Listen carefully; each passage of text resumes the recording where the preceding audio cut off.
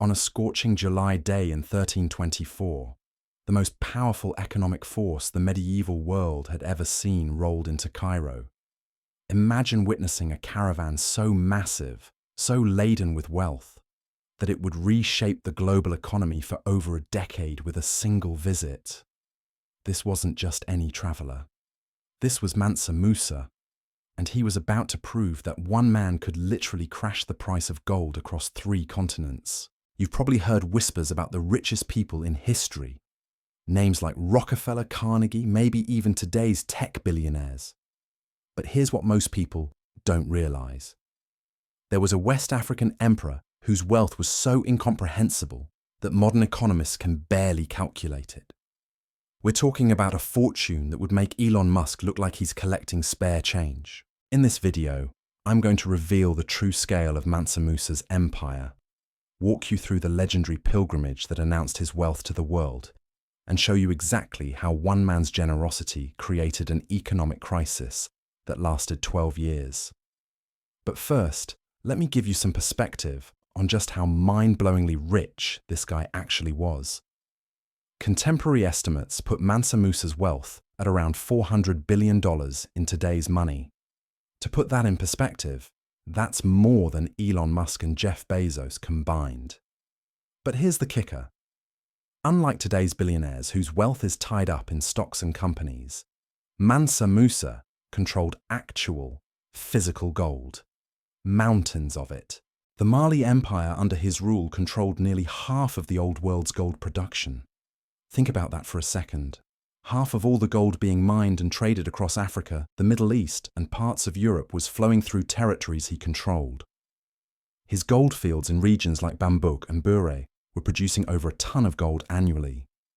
That's not just wealth, that's economic domination on a scale the world had never seen. But how does someone even accumulate that kind of fortune? The answer lies in geography and strategy. Mansa Musa didn't just stumble into wealth. He inherited and then masterfully expanded an empire positioned at the crossroads of the ancient world's most lucrative trade routes. Picture the Mali Empire as the ultimate middleman operation. To the north, you had the Sahara Desert with its precious salt mines. To the south, those incredible gold deposits. And running right through the heart of his territory, the Niger River, serving as a natural highway for commerce. Every single caravan crossing the Sahara had to pass through Mali's territory, and Mansa Musa made sure they paid for the privilege. Salt might not sound valuable to us today, but in medieval West Africa, it was literally worth its weight in gold. The Mali Empire controlled Tagaza, a massive salt mining region in the Sahara. Caravans would transport these salt slabs south, where they'd trade pound for pound with gold. Imagine controlling both sides of that equation. You're essentially printing money. But Mansa Musa's genius wasn't just in controlling resources. It was in understanding that true power came from controlling the flow of those resources. His capital city, originally called Meli, meaning where the king lives, became the terminus for caravans from North Africa, Egypt, and beyond. Every major trade route converged at his doorstep. Now here's where things get absolutely wild. In 1324, Mansa Musa decided to make his pilgrimage to Mecca. This wasn't just a religious journey. This was about to become the most expensive road trip in human history, and it would announce Mali's wealth to a world that had no idea what was coming. The scale of his entourage was beyond anything the medieval world had witnessed. We're talking about 60,000 people in total, 12,000 enslaved persons, all dressed in the finest brocade and Persian silk. 500 slaves walked ahead of the main procession, each carrying a golden staff weighing 6 pounds. 80 camels, and here's the part that'll blow your mind. Each camel was loaded with between 50 and 300 pounds of gold dust. But that's not even the most incredible part. As this massive caravan made its way across 2,700 miles from Mali to Mecca, Mansa Musa was literally giving away gold to everyone he met. Built a new mosque every single Friday of the journey. Handed out gold to the poor like it was pocket change. And then came Cairo. When Mansa Musa's caravan reached the outskirts of Egypt's capital, They set up camp by the pyramids for 3 days. The local population had never seen anything like this. Word spread through the city like wildfire. The richest man in the world had arrived, and he was about to turn their economy upside down. The Sultan of Egypt himself sent an invitation.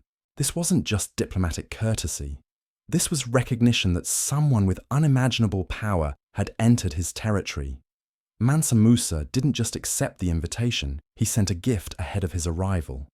50,000 gold dinars, just as a greeting card. When he finally crossed the Nile into Cairo on July 19th, the entire city stopped. Merchants abandoned their stalls. Officials left their posts. Everyone wanted to witness this legendary figure who had travelled from the heart of Africa with more wealth than most kingdoms could dream of possessing. The Sultan offered Mansa Musa his own palace for the summer. For 3 months, Cairo became the stage for the most extravagant display of wealth in recorded history. And this is where our story takes a turn that sounds too crazy to be true. But every historical account confirms what happened next.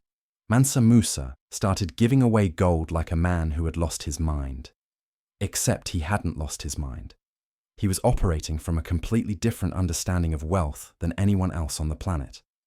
To him, gold wasn't scarce. It was abundant. It was renewable. It was just another resource flowing through his empire. He walked through Cairo's markets, literally throwing gold ingots at merchants. Court officials received loads of gold just for meeting with him. Every single person in his path, from the wealthiest trader to the poorest beggar, walked away with more gold than they'd ever seen in their lifetime. The merchants of Cairo thought they'd struck the ultimate jackpot. Here was this African emperor just handing out fortunes. So they did what any rational business person would do. They jacked up their prices. 5 times the normal rate for goods, 10 times for luxury items. They figured if this guy was throwing gold around like confetti, why not cash in? But here's what they didn't understand. The sheer volume of gold Mansa Musa was dumping into their economy was about to trigger something economists today call hyperinflation, except in reverse. Instead of prices going up, the value of gold itself was about to collapse. Within weeks, something unprecedented happened.